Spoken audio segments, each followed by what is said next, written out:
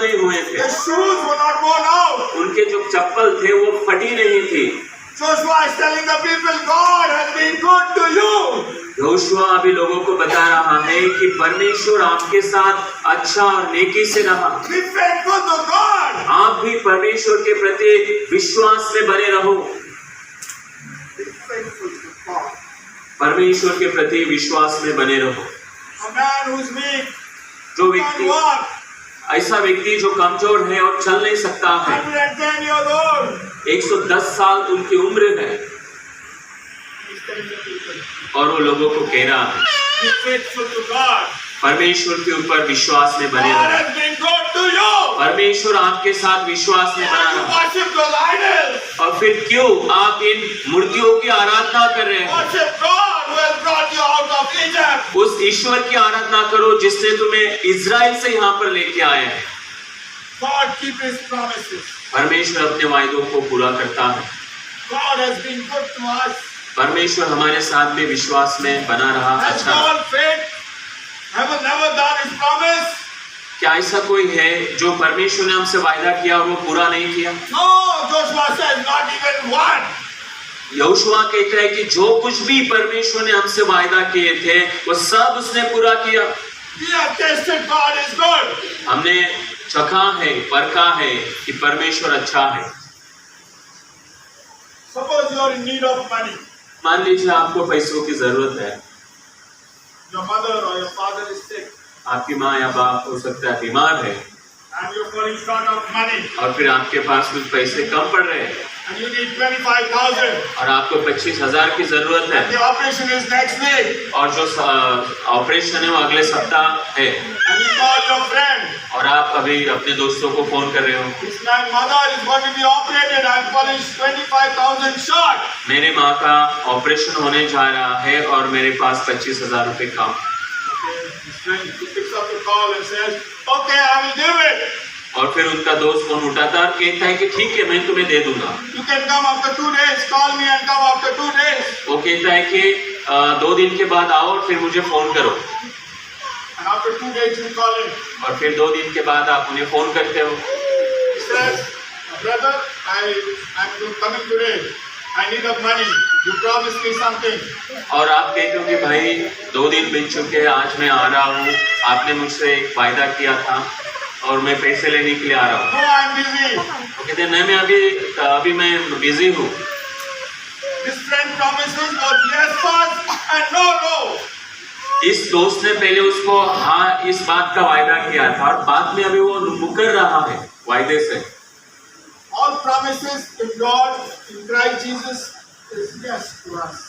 यीशु मसीह में, परमेश्वर में सभी जो वायदे हमसे किए जाते हैं उनके द्वारा वो सभी हाँ ही होते हैं। 2 Corinthians chapter 1 verse 20. दूसरी कुरिन्थी इसका 1 अध्याय और 20 वचन में हम पढ़ते हैं।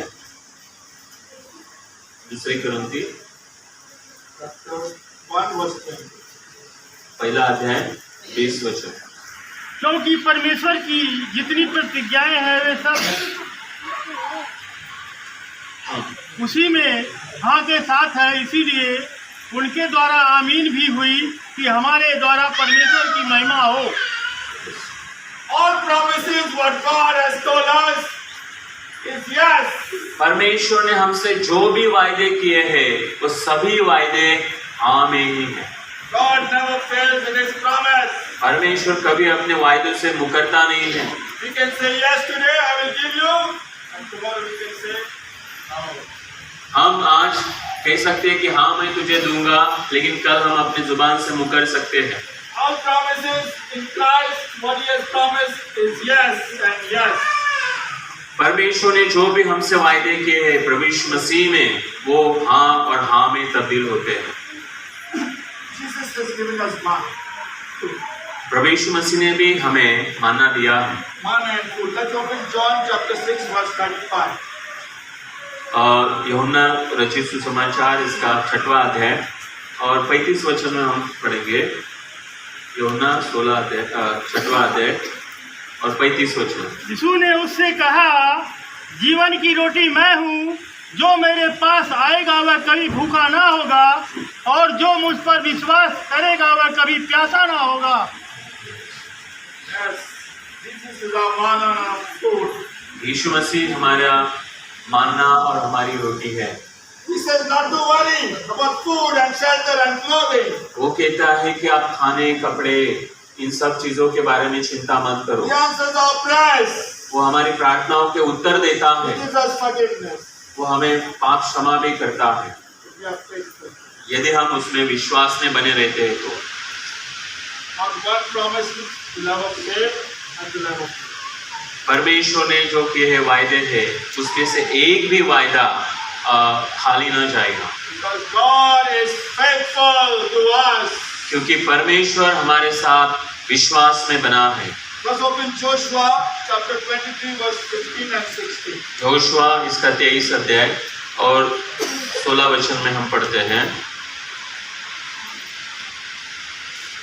जब तुम उसकी वाचा का, जिसे तुम्हारे परमेश्वर यहोवा ने तुमसे आज्ञा देकर अपने साथ बांधाया है, उल्लंघन करके पराये देवताओं की उपासना और उनको दंडवत करने लगो, तब यहोवा का तुम पर कोप भड़केगा और तुम इस अच्छे देश में से जिसे उसने तुमको दिया है, शीघ्र ही नष्ट हो जाओगे। There was another promise. और यहाँ पर Fail. और एक वायदा किया गया था।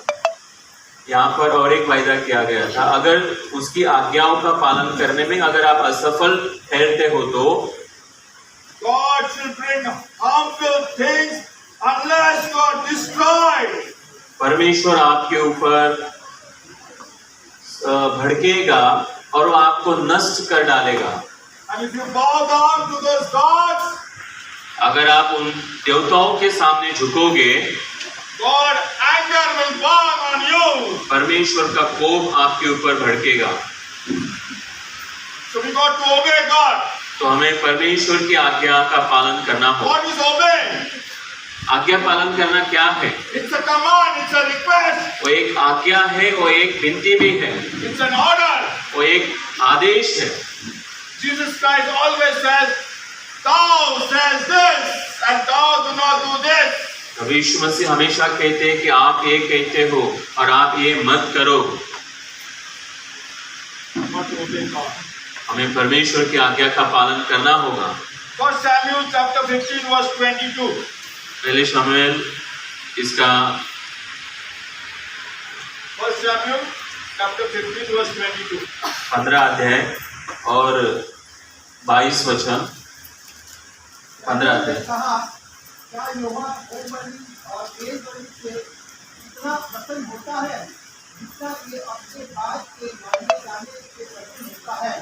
सुन मानव को बलि चढ़ाने के और काल चढ़ाने भेड़ों के चर्बी से उत्तम है। You know what Saul did? शौल ने क्या किया आपको पता है? He didn't listen. He didn't wait for Samuel. उसने शमूएल को लिए रहा नहीं देखा, उसने उसका सुना नहीं And he goes and offers to God the sacrifice. और वो जाके परमेश्वर को भेंट चढ़ावा या अर्पण चढ़ा देता है।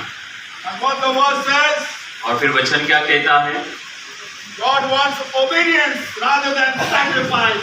परमेश्वर होम बलि और मेल बलियों से अधिक आज्ञा का पालन करना चाहता है।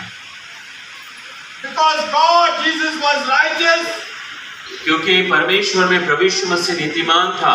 Because Jesus obeyed the Lord. क्योंकि यीशु मसीह ने परमेश्वर की आज्ञाओं में बना था।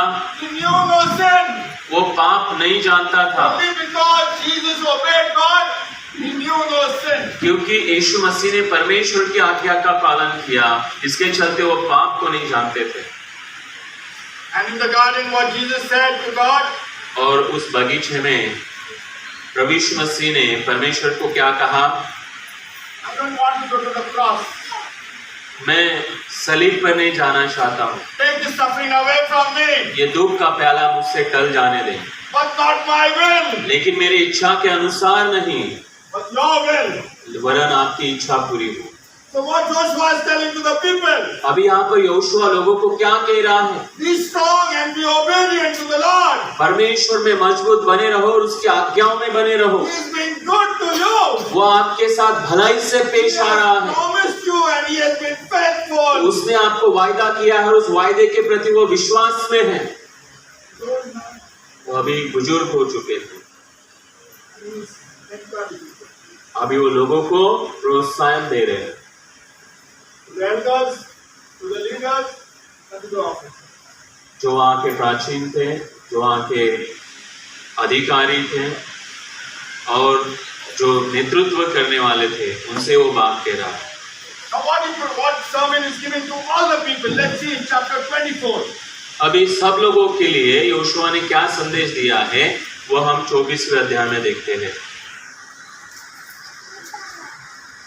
Read 24 chapter 1. योशुआ इसका 24 अध्याय